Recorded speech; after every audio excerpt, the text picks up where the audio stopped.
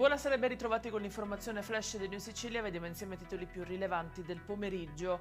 In apertura il via libera della Commissione Bilancio dell'Ars all'emendamento per gli ASACOM inserito sulla manovra quater. La proposta avanzata dal deputato Ignazio Abbate del DC è stata approvata all'unanimità con parere favorevole del Governo. L'emendamento prevede l'assegnazione di 6 milioni di euro ai comuni e 4 milioni alle ex province.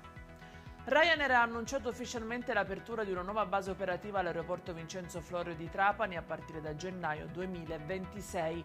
La decisione arriva dopo l'abolizione da parte della regione siciliana dell'addizionale municipale per gli aeroporti con meno di 5 milioni di passeggeri annui, un investimento, quello della compagnia, da 200 milioni di dollari che porterà 23 rotte attive.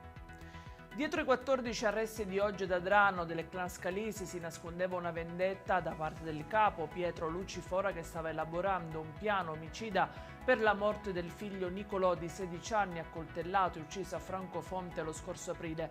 Dietro il clan attive non solo estorsioni ma anche la gestione di almeno 3 piazze di spaccio, scoperti anche alcuni detenuti che comunicavano dal carcere utilizzando i cellulari.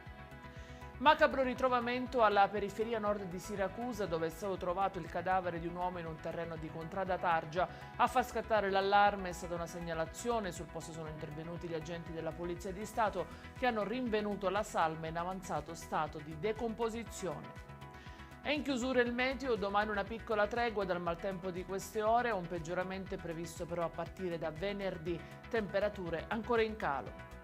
Ed è tutto per questa edizione. Vi ricordo come sempre che i dettagli su queste notizie e molte altre li trovate sul nostro sito e sui nostri canali social. Grazie per averci seguito e a domani.